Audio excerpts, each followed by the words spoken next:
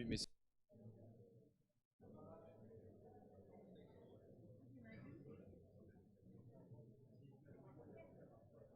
le... ouais, ça marche. 1, 2. Ok.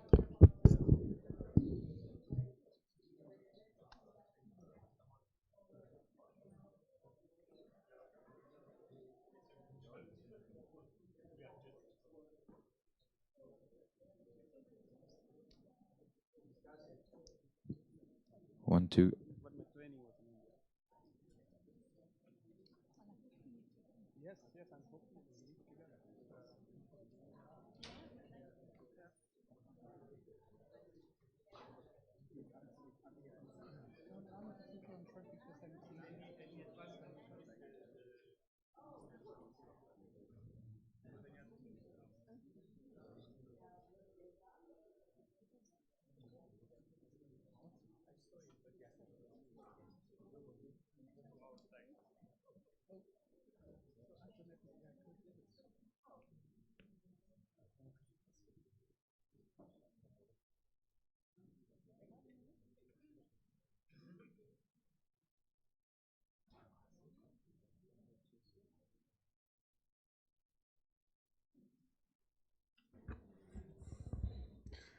Dear friends, dear sisters and brothers, dear colleagues, dear guests, welcome to this very special and historical moment also in the Ecumenical Center and in the ecumenical movement. And I also welcome those of you who follow us online. We are streaming this event and we are happy to make it also, in that sense, an ecumenical event. Today is an historic day before us, before you. The World Council of Churches has many dimensions of our work. And one of them is to write and to publish and to share material for deeper reflection, knowledge, and also discussion. The launch of the current dialogue, which is why we are here today, as the World Council of Churches' third academic journal, 71 years after the first issue of Ecumenical Review, and 108 years after the International Review of Mission was first published. I'm grateful we can celebrate this event in the presence of so many ecumenical and interreligious partners, and especially also our colleagues from the Pontifical Council for Interreligious Dialogue. This is the resurrection of something that has existed since 1980.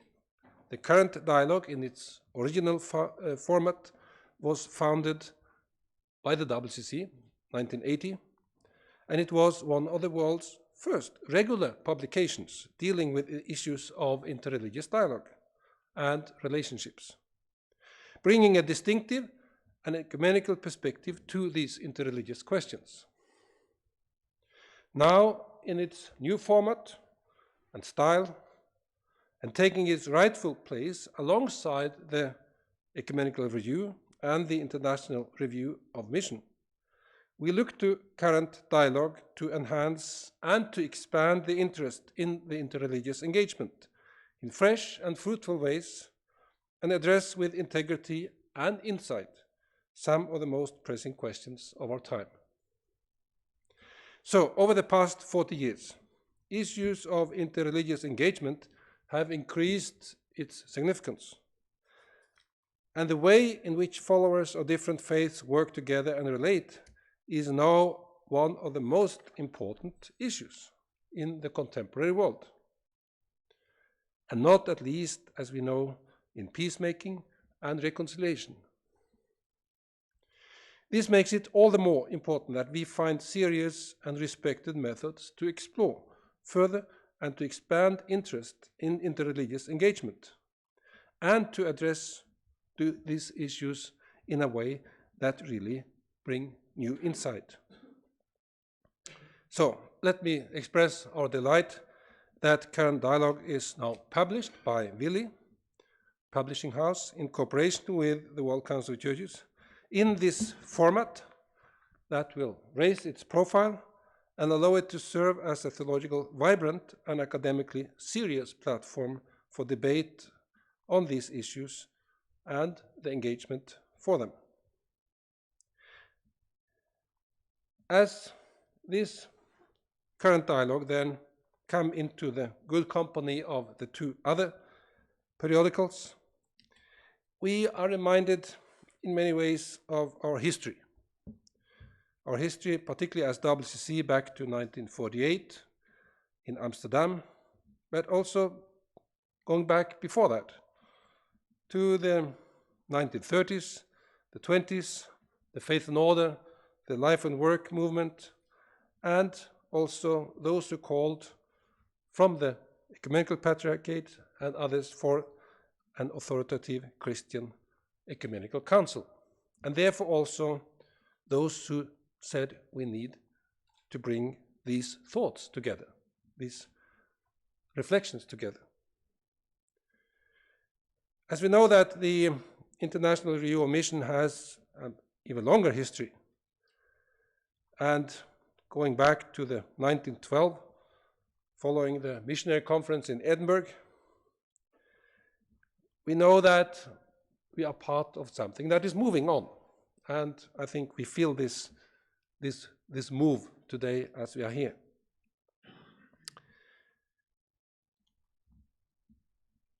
Writing in this first issue, in the first issue of the Ecumenical Review, my first predecessor,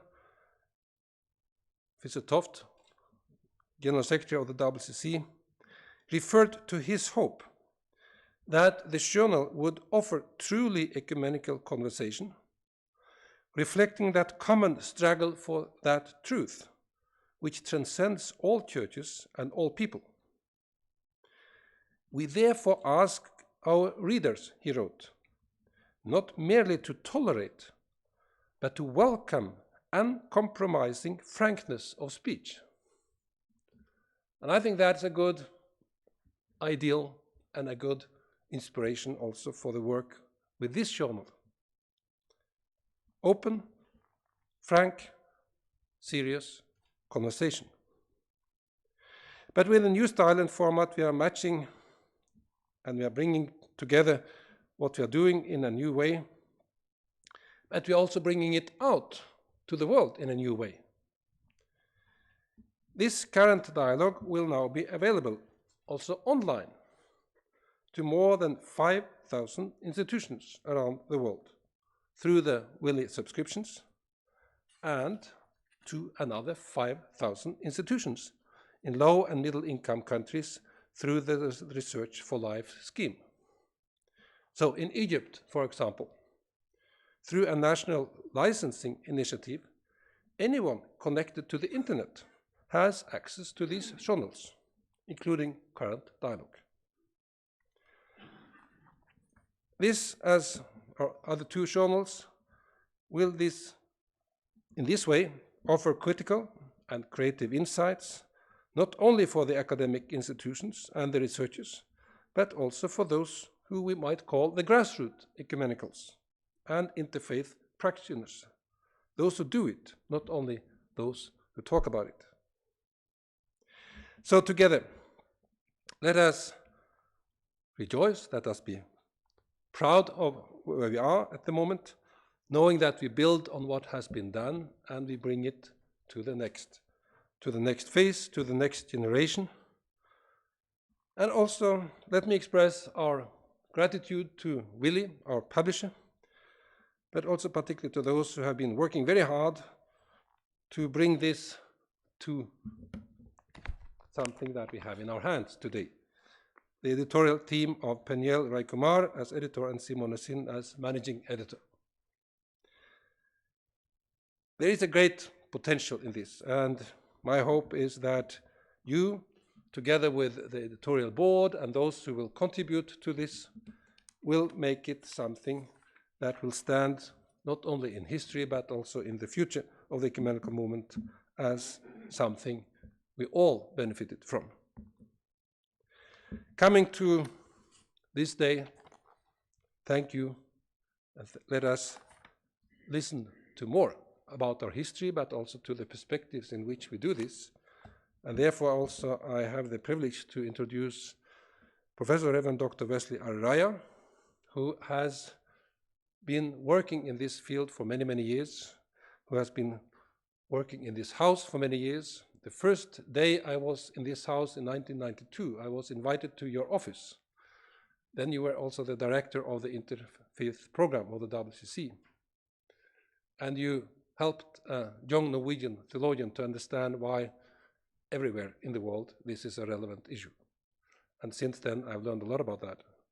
But I was fascinated then by the way you explained to me and others that this is a core issue of being church and being ecumenical and being human. So, as you have served in many capacities, also as Deputy General Secretary in this house, we are very proud of having you among us and linking us to this history, but also helping us to see this in the wider perspective of our work. So, Wesley, the floor is yours.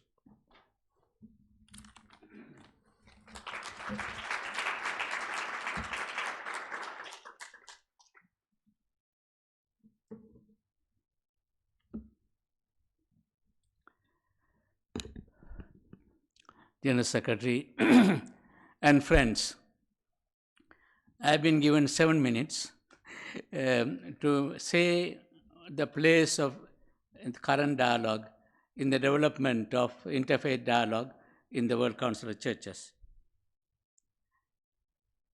Those who follow the history of the WCC programs in the WCC would notice that there are two kinds of programs in the WCC. Some, like Faith and Order, working on the unity of the church, world mission and evangelism, education and renewal, those kinds of things have been continuing from the beginning without any problem. Then there are what I call insurgent programs that enter into the life of the World Council of Churches, deeply controversial, divisive, and these also have found a way of entering the programmatic life of the Council. A very good example is a program to combat racism, which sought to fight the apartheid in South Africa and racism in general. And it created so much controversy and trouble for the World Council, also in public, in newspapers, in Reader's Digest wrote a whole piece on that, a 60 minutes program in the United States condemning the World Council for that program. The other program that created a lot of agitation, both in the churches this time primarily, was interfaith dialogue. I was in the World Council Assembly in Nairobi in 1975, the first assembly after the introduction of the dialogue program in the World Council of Churches. There was a major controversy on dialogue, almost to the point that the program may be brought to an end. The people from some parts of the world felt the dialogue will compromise the urgency of mission, dialogue will compromise the uniqueness and finality of Christ as their Savior, and that it will lead to syncretism. A lot of work had to be done in order to convince the churches and the council that dialogue, dealing with religious pluralism, is a very important thing to do. So, it's a very long story. I am happy to say that in the new issue of the current dialogue, I have written a longer article explaining how interfaith dialogue came into the World Council of Churches and the issues that we face.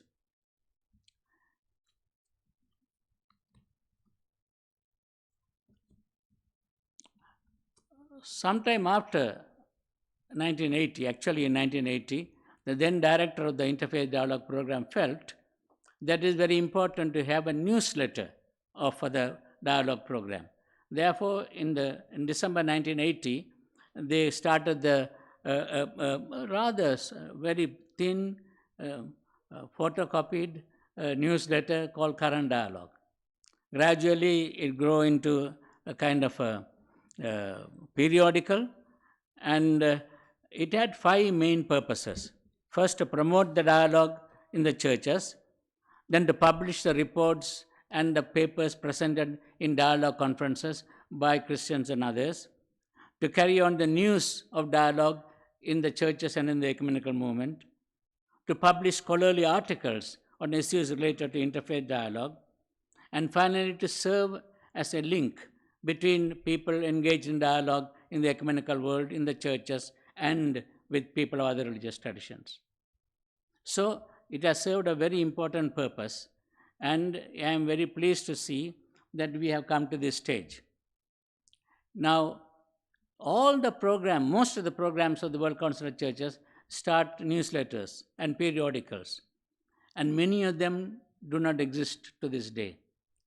But the current dialogue has lasted for 40 years, and today is a very important day in the history of current dialogue. First of all, that it is going to be part in the internet, and therefore people will be able to read the current dialogue in much wider. And most importantly, it has assumed the status of an academic journal along with International Review of Mission, which was there even before the founding of the World Council of Churches, and the Ecumenical Review, which was a primary magazine of the World Council of Churches itself. Therefore, that the current dialogue is standing next to these two is a very historical experience and even a moving experience to those of us who have been working on interfaith dialogue. It also shows the place dialogue has taken in the life of the churches and in the ecumenical movement. It is no longer a marginal program. It is no longer a program among any other programs. We recognize the importance of religious plurality, interfaith relations, and the fact that today, in the world today, this is a very important issue that we have to. This reality affirms that interfaith dialogue is here, and it is here to stay, and will continue to work as it has done in the past. Therefore, I am very pleased to be part of this occasion as somebody who had been with the current dialogue from the very beginning, and I am very pleased to be in this occasion when we release a new format. Thank you.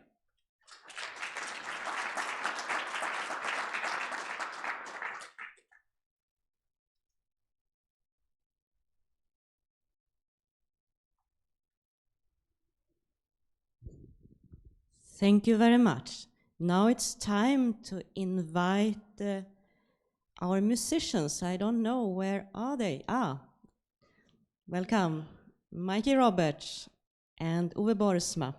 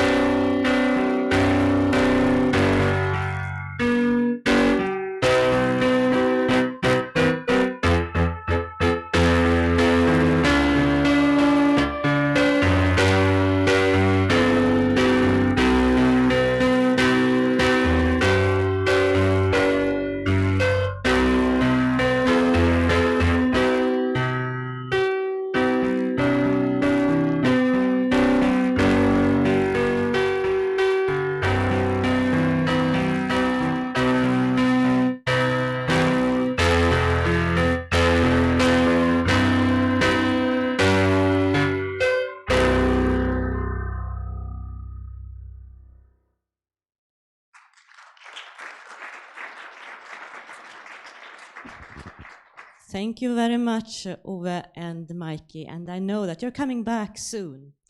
My name is Marianne Edersen, Director of Communication, and we are very honored that we are all together in Visitor's Hall in the Ecumenical Center in Geneva today, and also with many followers online. And on stage, we have the editorial team. We have Dr. Stephen Brown, coordinator for WCC journals, and now he has 3 journals to coordinate. And then we have Reverend Dr. Peniel Raikumar, and he is today editor for Current Dialogue. We don't go through all the assignments. And then we have Reverend Dr. David Marshall, he's the book review editor. And then we have Reverend Dr. Simone Sin, and you are the managing editor. It's a pleasure to have all 4 in front of all of you and also online.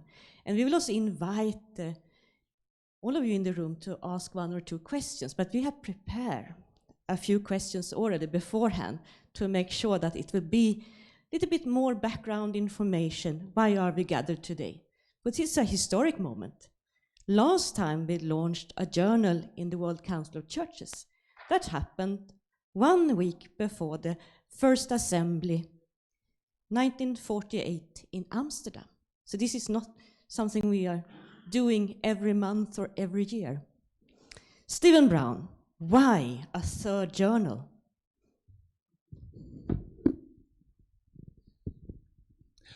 Well, I think that, as Wesley said in his review of the past history of interreligious dialogue and current dialogue in the WCC, once upon a time, many of the units and subunits of the World Council of Churches had their own newsletters, but Current Dialogue is the great survivor.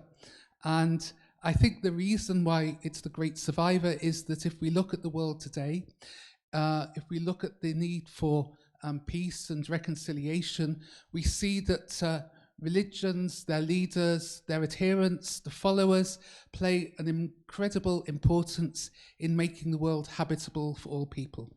And I think within this context, the transformation of Current Dialogue into the new form that we have today as the 3rd journal recognizes the importance of that for our world. In an era of fake news and thought and think bubbles, opinion bubbles, it's very important to have reliable, solid, but accessible sources of reliable information. And I think that in this format, Current Dialogue provides that, and through the partnership with Wiley, it offers that to a huge audience of readers and contributors around the world. May I follow up? What's Wiley? Wiley is a journals publisher which has offices in different parts of the world. Our partner is in Oxford.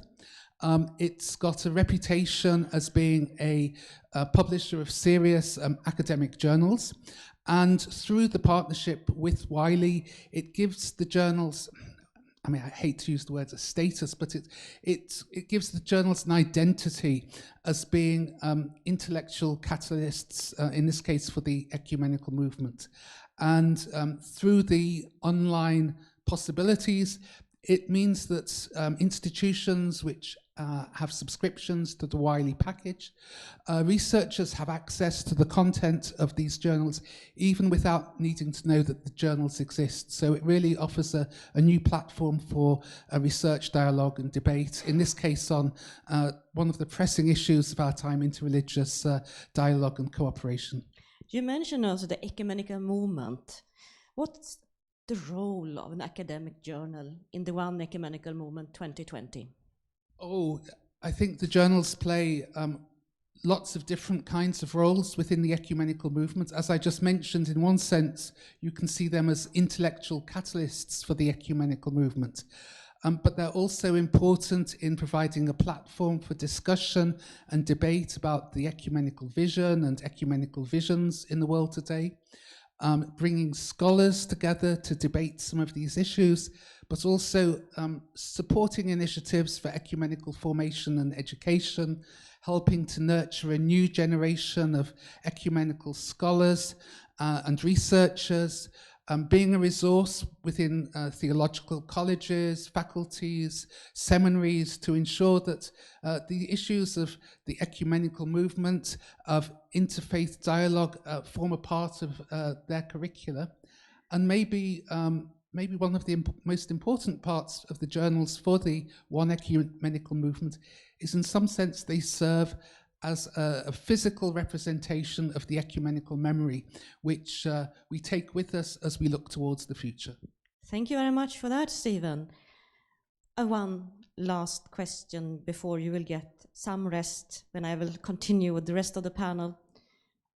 What do you feel today when you have the journal in your hand?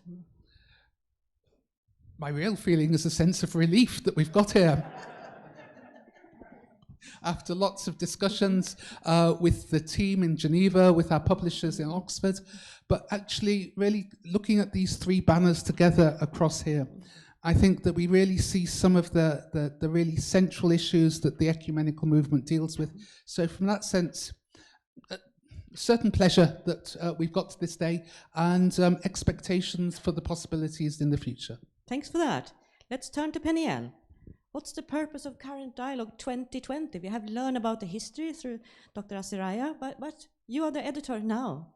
What do you have in mind, and what's the purpose? Though the WCC is an ecumenical organization, at least since 1971, the Central Committee in Addis Ababa, we recognized interreligious dialogue as an authentic means of Christian presence and participation in a multi-religious world. And it is interesting that the people who gathered there describe this as a common adventure of the churches. And therefore, Current Dialogue is an instrument of this adventure as we engage with people that we don't know and communities that we don't know. But Current Dialogue is actually an instrument to address interreligious questions that are at the heart of the ecumenical movement. And while doing that, we try to be both theologically sound and practically grounded. And that, I see, is the main role of Current Dialogue. We have learned when Stephen were doing some research in the archive that the first issue of Ecumenical Review were delayed with half a year or more. So the first General Secretary Wisterhoff, he had to report back to the governance at that time that it was delayed, but it should be published in due time for the Assembly. What about Current Dialogue this time? I think we are 2 years early for the Assembly.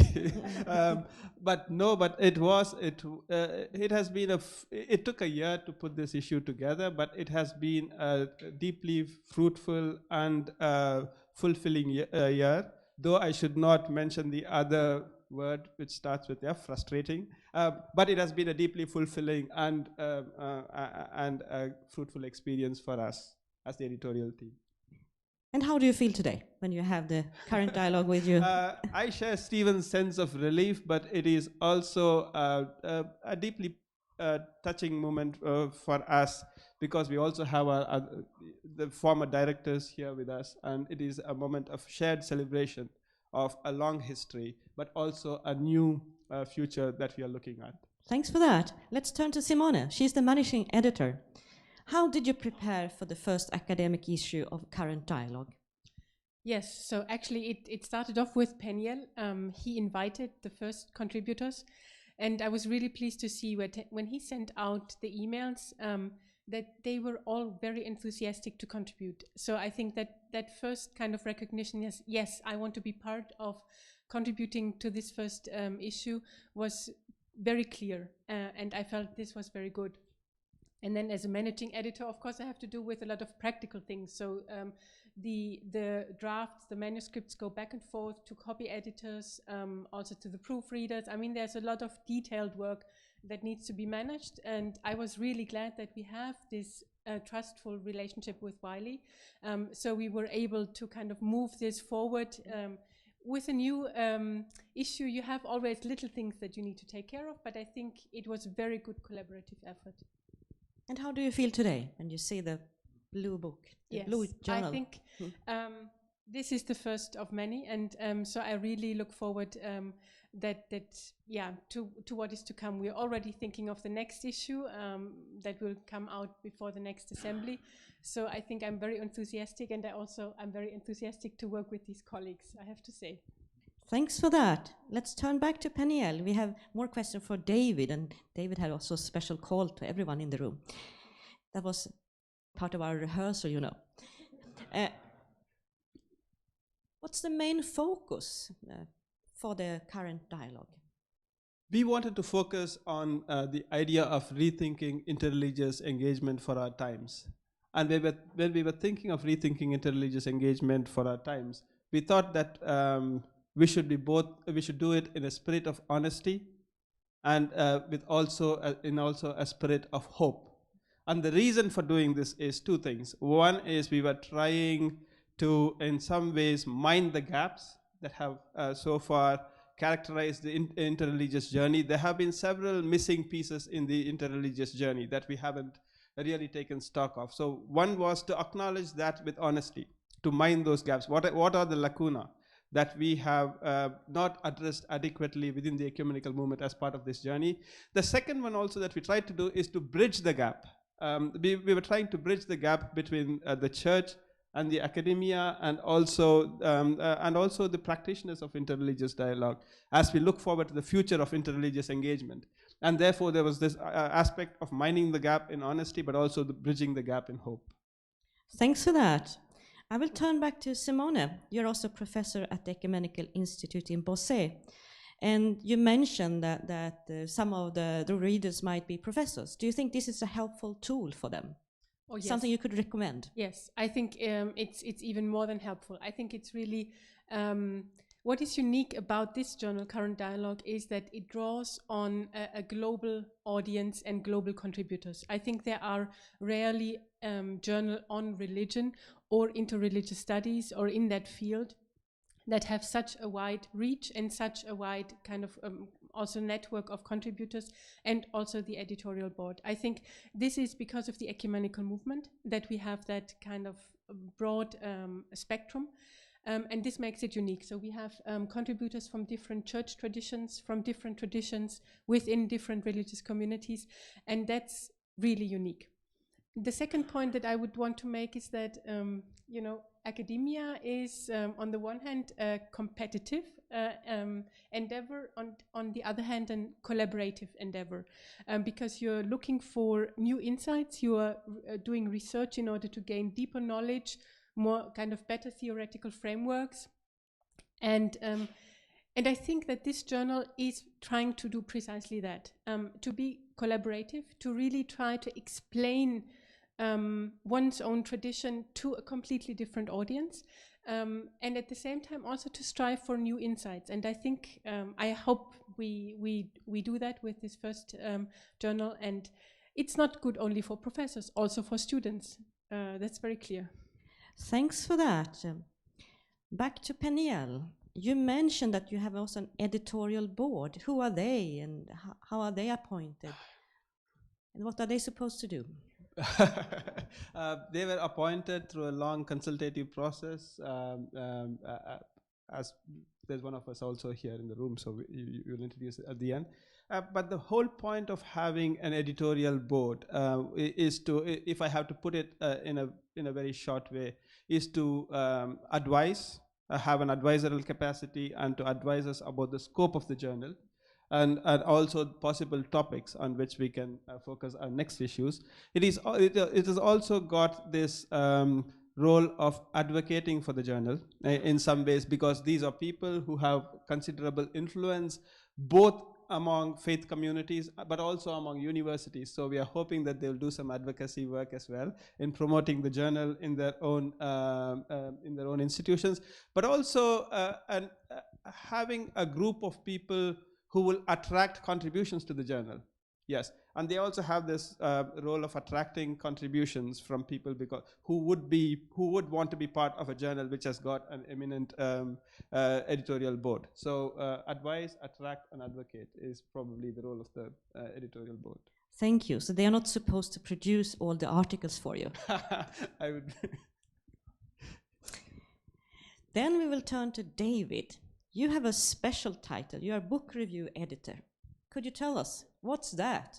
Is it possible for someone who is writing somewhere in the world to contribute? Absolutely. Well, I think the background to this is that anyone who is trying to keep up with the scholarly work in the field in which they work, the recent scholarly publications, will know just how difficult that is today, because so much is written. It is frankly impossible to read all the significant works that are coming out in the area that one's interested in and that we're working in interreligious dialogue. So a very valuable service that any serious scholarly journal such as Current Dialogue can provide is to include a really high quality section of book reviews. And I'm delighted to have been invited to look after that part of Current Dialogue. It's right at the end, but that doesn't mean it's the least important part. I think it's a very helpful thing. I know that often when I pick up a journal, particularly if you're short of time, you flip to the end and you see what's come out recently, what new books are there, and it's a very valuable way of keeping up to date with what's going on. So just to say what we have in this edition, I'll confess we got started a little bit late on the review, so it's largely an in-house effort this time. I think between Simona and myself, we contributed a number of reviews. I'll leave you all to judge what they're like. Those three are all on Islam and Christian-Muslim relations. I hope you find them interesting. We have also a review from a colleague, Peter Colwell, at Churches Together in Britain and Ireland, who's written a very interesting review on a book by Rabbi Julia Neuberger on anti-Semitism. I confess that this time the reviews are only in those two areas of Islam and Judaism. It's very important that we extend both the range of contributors and the range of topics that we address in the book review section. So, addressing you all out there, if you're reading a book and you could write a review on it, perhaps you've already written some notes. It wouldn't take much to change that into a review. We'd love to hear from you. Let me know, and we'd be very interested to follow up on that with you. And if someone has published a book, is it possible to send a copy to you? Yeah, absolutely. Please do. Yeah, we'd love to hear about that. Simone. Let me just add at this point, apart from the book review section, there's also a documentation section. And that documents interreligious events of all kinds. I mean, we have really a good number of interreligious events covered this time. And so we also invite reports from these events for our journal. Thanks for that. Keep in mind the invitation from David Marshall to challenge him with new titles, or if you have notes, send it to him. Then I will turn back to Stephen.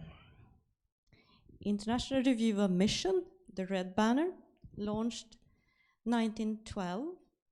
Ecumenical Review, launched 1948, and then today, Current Dialogue. When do you get the fourth journal in the WCC? And in which discipline? Now that's Could we hear some visions for the future? That's a big question. I think both International Review of Mission and Current Dialogue serve a very distinct purpose in the history of the ecumenical movement and also in the contemporary ecumenical movement. What Marianne didn't say when she introduced me is that as well as coordinating the journals, I'm also editor of Ecumenical Review. And Ecumenical Review covers the whole gamut of issues that concerns not only the WCC, but the wider ecumenical movement, from faith and order, ecology and economy, educational formation. And in a sense, I'm very happy as editor of Ecumenical Review that we cover that span of issues and that we don't seek to hive them off into separate journals, because it's the interaction that is also very important. So maybe I'm not straining for a fourth journal, also having seen the work we've put in to get Current Dialogue. but maybe from a personal view, maybe it's a reflection of my own research interests. Just tell us, we are very curious. I could see a role for a journal that deals in some way with ecumenical history. One of the things that I've really become aware of is the work that's happened in the case of the WCC over the past 7 decades, and how much in the past has been done that is still relevant today, but somehow we've lost sight of. I can take just one example. I just recently became aware of the study on theological anthropology from Faith Norder in the mid-2000s, where there was a theological appreciation of the issue of artificial intelligence. Well, what could be more relevant in the world today than having a theological reflection on artificial intelligence? So I could see a role for a journal that particularly picks up some of these issues from the history and looks at their relevance for the ecumenical movement today, so that we don't lose sight of them. Thank you very much for that, Stephen. Then I have one final question regarding the contact with all of us.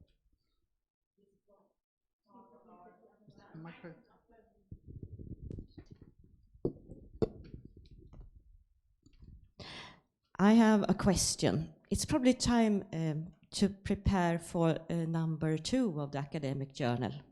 So when is the deadline, Peniel? We are hoping to get contributions by July, the end of July this year, so that we can prepare it and send it to our publishers by September, touch wood, so that it can be ready by the end of the year.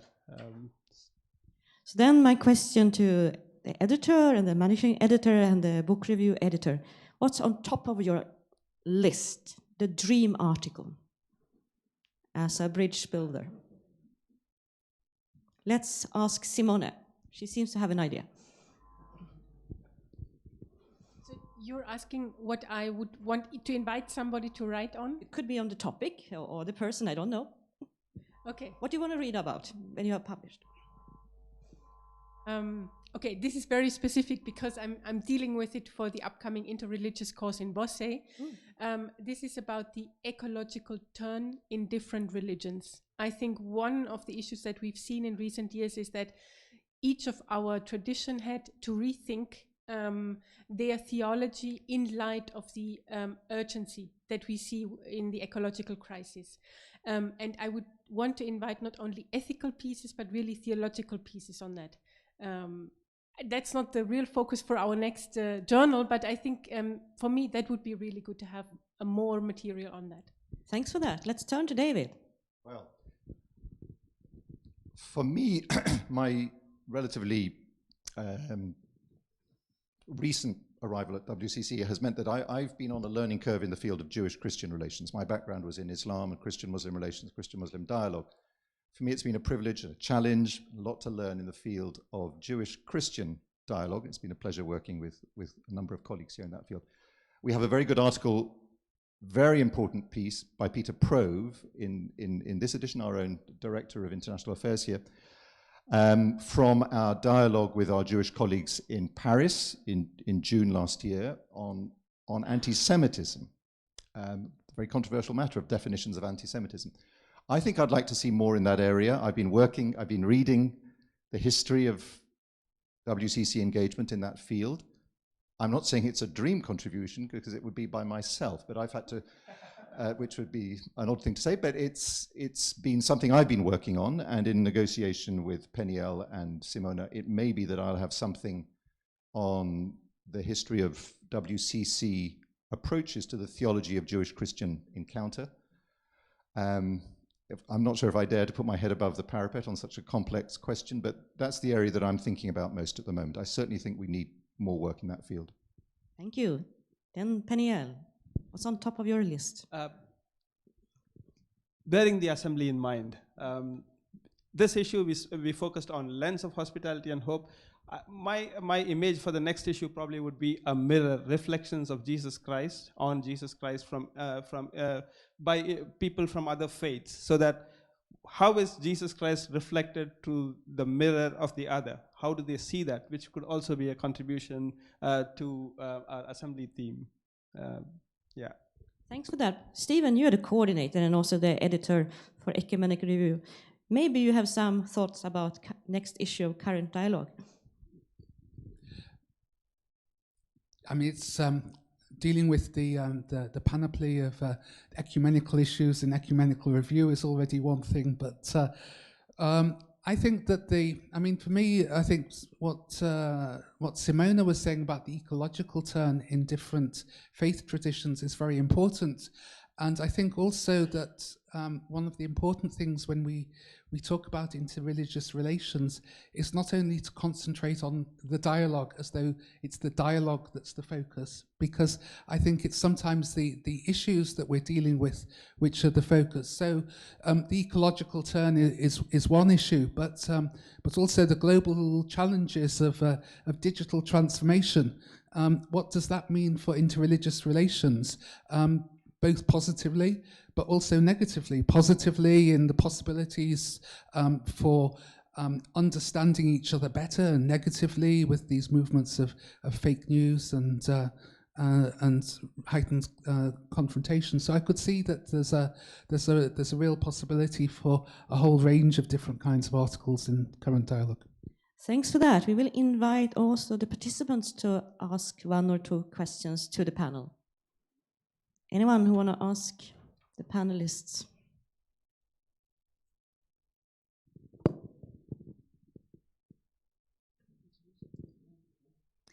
Maritza Vitela from Arigato International. Any chances of any other languages? Maybe Stephen Brown has the answer. Yes, that's really one of the key questions in the globalized and globalizing world. What's the role of different languages? And there we really have a kind of, it's really a two-edged sword. That on the one hand, the increasing use of English as a medium of communication makes possible global communication in a way that wasn't necessarily possible before. On the other hand, the issue of language is important not just for different language traditions, but also language itself conditions the way in which you think and in which you express yourself. So it's also a key issue. I mean, I have to say, for the moment, we're looking at the journals as English language publications, but I think there is also the possibility to look at cooperation and collaboration with other journals. So, for example, Ecumenical Review has had cooperation over the years with its German equivalent, the Ökumenische Rundschau, where we've shared articles and made them available, the English articles in German and the German articles in English, and that might be possible with other journals. Another thing that we could think of is also producing a kind of best of maybe one of the journals or all three journals, and selecting a selection of articles and finding ways to make those available in different languages. But it's an important question, and it's really a very tricky and difficult question, and it's one that I think we've not resolved, and I think in a way it's not possible to resolve, but it's one we have to live with and find out how we can find ways to deal with it. We could mention that we promised sort of a pilot project leading up to the assembly, but we don't know the details at this moment. We have two more questions, so we will take Carlos and then Dinesh.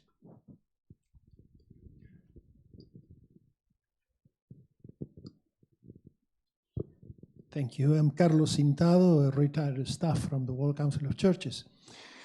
Thinking about the future issues, the question of fundamentalism today in different religious and in non-religious people is a reality that we find it at every day.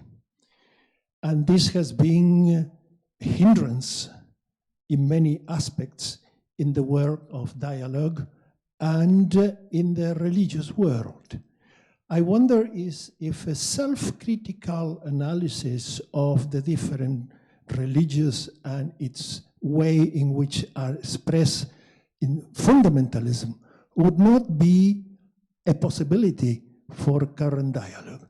Of course, this is rather contradictory sometimes to dialogue, and it may be dangerous, in inverted commas, but I think that is an area that could be interesting to delve in. Thank you. Thank you very much. Who is able to respond in the panel? Peniel or Simone or David? Simone? Maybe let me start off. I really welcome that because I think this is very important. And there are a lot of articles and books out there from scholars of religion who look at religion from the outside and to critically analyze religion. And I think what our journal could contribute is precisely that self-critical inside perspective from within different religious traditions, to look at where are radical or radicalist, fundamentalist tendencies that promote exclusion. I think that's very important. So it would not be an outside perspective, but a critical inside perspective. Thanks for that. Anyone else who want to add? David? It's clearly a very topical question that a lot of people will be interested in. I know a key person on our reference group, Sati Clark, has written on this area as well. He may well be interested in working on that. It's actually very difficult. I work mainly in Christian-Muslim dialogue. One of the main things I say when I teach courses on Islam to students is don't talk about fundamentalist Islam. Fundamentalism is a Christian concept. It makes sense within a Christian context. It's a term that arises in early 20th century conservative, literalist American Protestantism. It doesn't really make much sense as applied to Islam. The issues within Islam are different, and I think what people mean when they refer briefly to Islamic fundamentalism is best described in a variety of other ways. So just to say that even starting to think about how you would address the question is difficult, but that's what a journal like Current Dialogue is here to wrestle with. So I appreciate the suggestion. I'm aware that it will take some hard thinking through. Final word from Peniel on that? Yes, just to add that Dr. Sati Clark is also a member of our editorial board, alongside also Archbishop Job, who is here representing the editorial board, and also somebody else who has done work on fundamentalism from the perspective of Hinduism, but doesn't think that Hinduism can be connected with fundamentalism, is also Anantanand Rambachan, Professor Anantanand Rambachan, who is also a member of our editorial board. Thanks for that. We have another question from Dinesh. Yeah, once again, congratulations on this feat, I would say. And first, on a lighter note, I work on water, so I love blue color, and the Current Dialogue carries the blue color, the blue community. And Stephen's pursuit for the fourth, probably, the primary three colors are red, green, and blue. You don't have any other primary color, so you have attained the RGB, so probably no more in the future. But on a serious note, it would be hard to imagine that so far there has not been any journal which can be at a very academic level addressing the issues of interreligious dialogue and so forth. So who do you see as a similar one, as a supplementing or complementing, or as Simone put it, as a kind of competitive to Current Dialogue? Thanks for that, Dinesh. Who is able to respond? Peniel, you are the first in line as editor, managing editor, book review editor. There are one or two journals which we could list as competitors, but what we have done is we have got the editors of those journals as part of our editorial board, including Paul Hedges, who is so that is one way in which this can be seen as a partnership rather than as a competition. So if any competing journalists are listening to us right now, they could apply to be part of your editorial board. We have one more question here. We have three questions.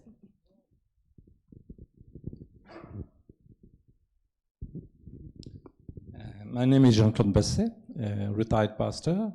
Being involved in interreligious dialogue, including with WCC, for some 45 years, I have the collection of the current dialogue, but I have also the collection of Pro Dialogo of the Vatican. So nothing has been mentioned about that. So how do you see any competition, coordination, relation, or whatever, that take into account both publications?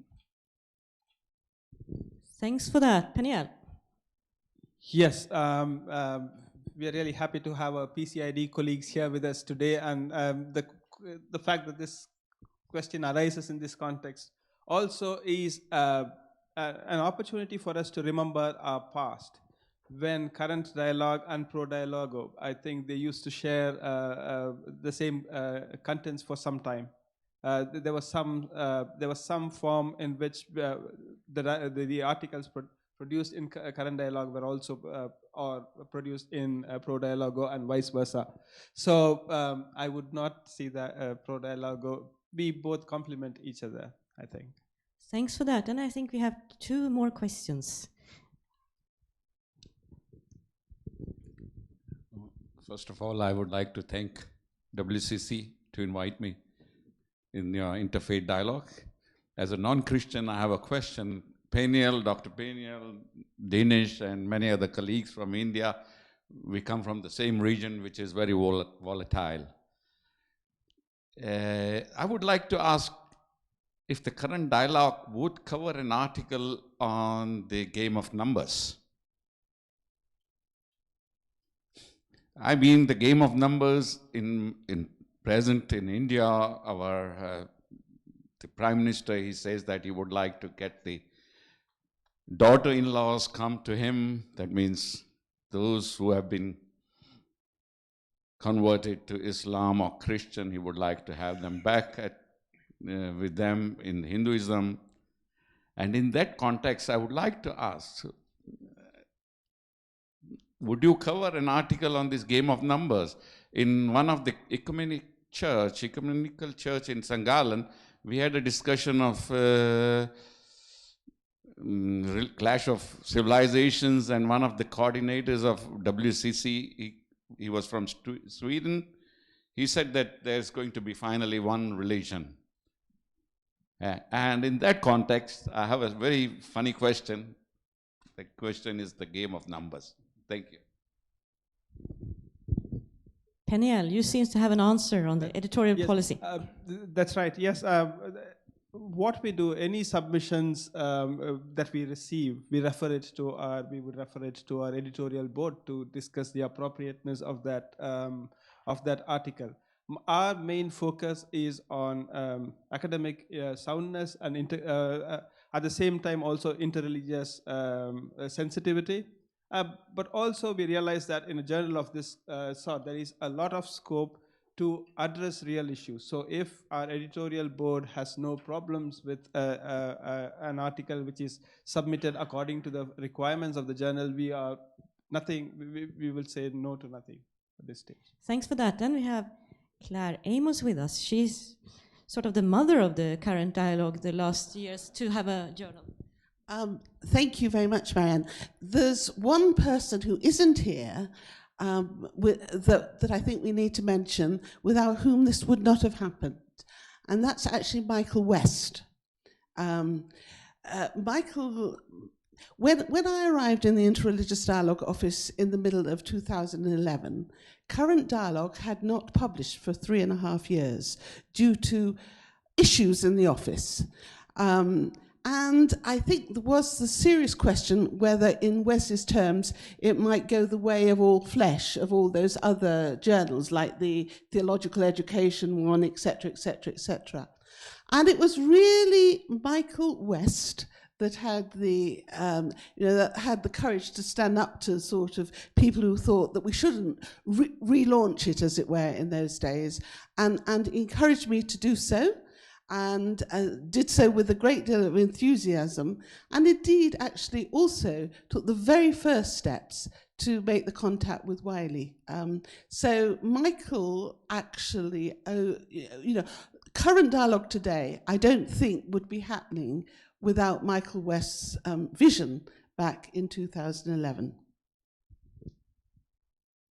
Thanks for that. We have many important key experts in the World Council of Churches involved. Michael is one of them, but all the others has mentioned or not mentioned today, we will keep them with us when we are entering the next phase.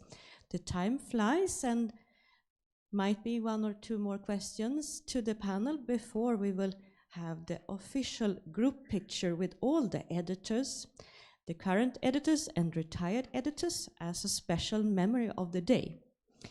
But before we will say thanks to the panel, I have prepared a few more questions, and you have 90 to 120 seconds to respond to the questions.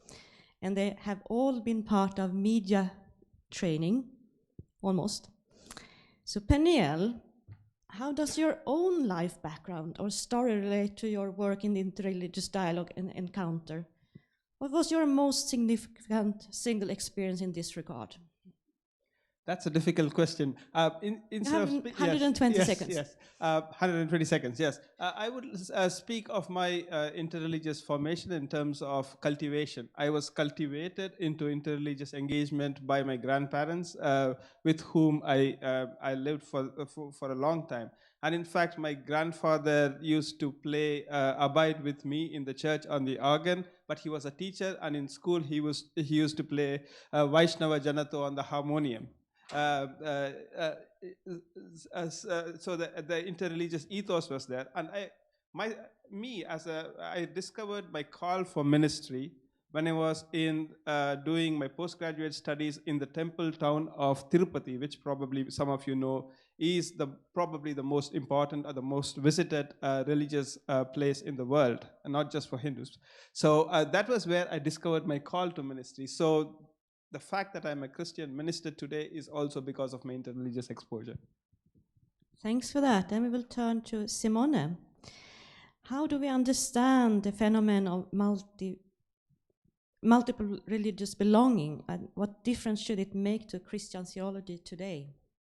Well, I think it is a reality that many people, not only Peniel, but many people here in the room have relatives or have other close friends and acquaintances from other religions, and they develop kind of shared spaces. They even might develop some kind of religious practice that meets the other or overlaps with the other. So for me, multiple religious belonging is first of all a reality in today's world. But it has been a reality throughout the century. Sometimes people say, oh, this is a new trend in the 21st century, and I'm immediately opposing, saying, no, this is not a new trend. There is maybe a new awareness, and we find new ways of taking care of it. But I think Christian theology has always dealt with multiple religious belonging. Now, I think that Christian theology needs to become, again, more dialogical. It's not automatic that multiple religious belonging will really move towards a more dialogical interaction. And I think this is the challenge before Christian theology today. Thanks. Then we will turn to David. Since religions are embedded in societies, how do you handle the mix of religion and politics in the interreligious work? For example, the Jewish-Christian dialogue. Indeed. Theology and politics interweave in all kinds of ways, but I think most obviously in our work, the dialogue in which those issues present themselves is the Jewish-Christian relationship.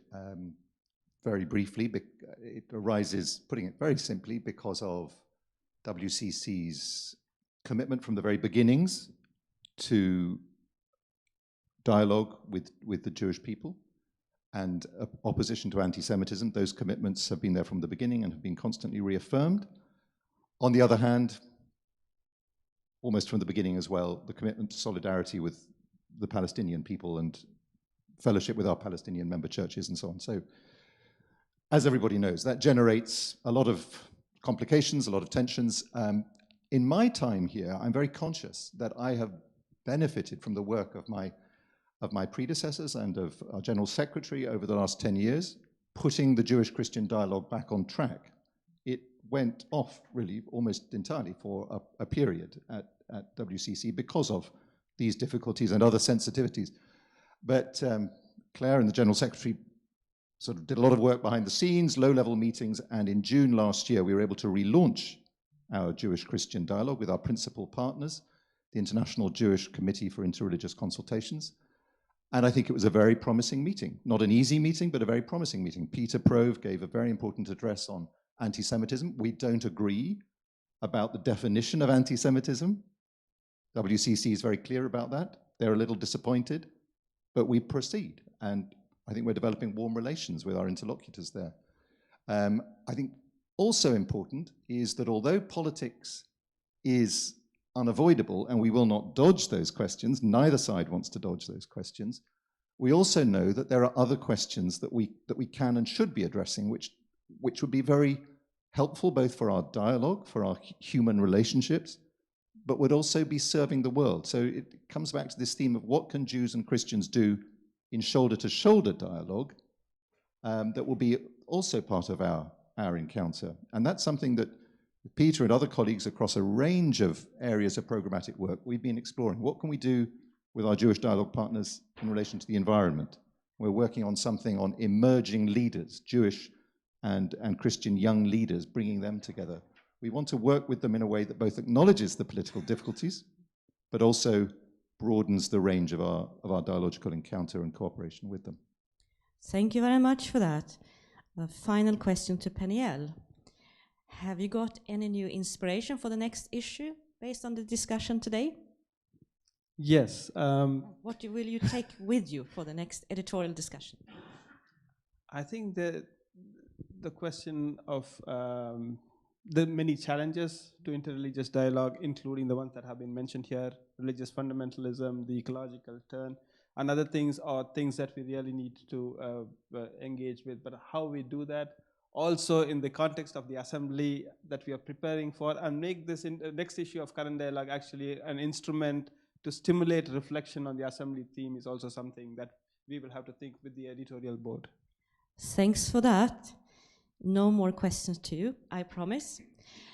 Now it's time to also present the editorial team for International Review of Mission, the oldest journal, if you are the youngest one.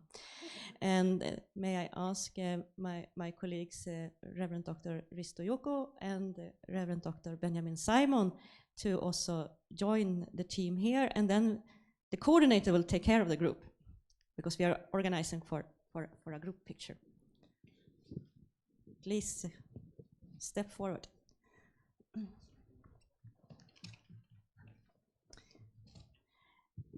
And we have heard, so this is the editorial team 2020. I think all of you are there. When they organize everything with the graphics, then I would invite the editorial board member, Archbishop Job, to join me here. You are the representative from the Ecumenical Patriarchate for WCC, and you're based in the Ecumenical Center. But you have also been appointed as a member of the editorial board. Please let me know, what kind of thoughts do you have? Well, it was for me a great honor to hear that I was invited to be a part of the editorial board. I think for two major reasons. As a permanent representative of the Ecumenical Patriarchate here at the World Council of Churches, it's a great honor because our Ecumenical Patriarchate was one of the pioneers from the different Christian churches in the field of interreligious dialogue. As a matter of fact, our patriarch, Ecumenical Patriarch Bartholomew, just returned yesterday to his home in Istanbul from a very important interreligious meeting in Abu Dhabi, organized by the International Commission on Human Brotherhood. So it shows our involvement of our church in the area of interreligious dialogue. And also, as one of my other responsibilities as being the dean of the Orthodox Institute of Postgraduate Studies in Orthodox Theology in Chambézy, one of our objectives, and perhaps in the past until now, one of the weak objectives of our institute was to promote interreligious dialogue. So I am very pleased to serve the new review as a member of the editorial board. I have registered that I have a mission to promote the review, but also I think I will try as a member of the editorial board to to follow up the review on 4 major areas. It's academic quality, because it's an academic journal. Its relevance to all the people interested in interreligious dialogue. Also to see for a very well organized balance, because in the roundtable we just had before, we could have heard that there are different definitions, different visions of interreligious dialogue, and it's important to have a balance in the journal to englobe all the what people are expecting from the journal. And finally, as a professor, as a dean, I think I would appreciate to make sure that young scholars, young students also participate, not only read the journal, but contribute to the journal. Thank you very much. It sounds promising that you will be a very active editorial board member. And now the editorial team are ready to distribute the journals to all of you in the room, but the final word will go to the General Secretary, who will inviting everyone.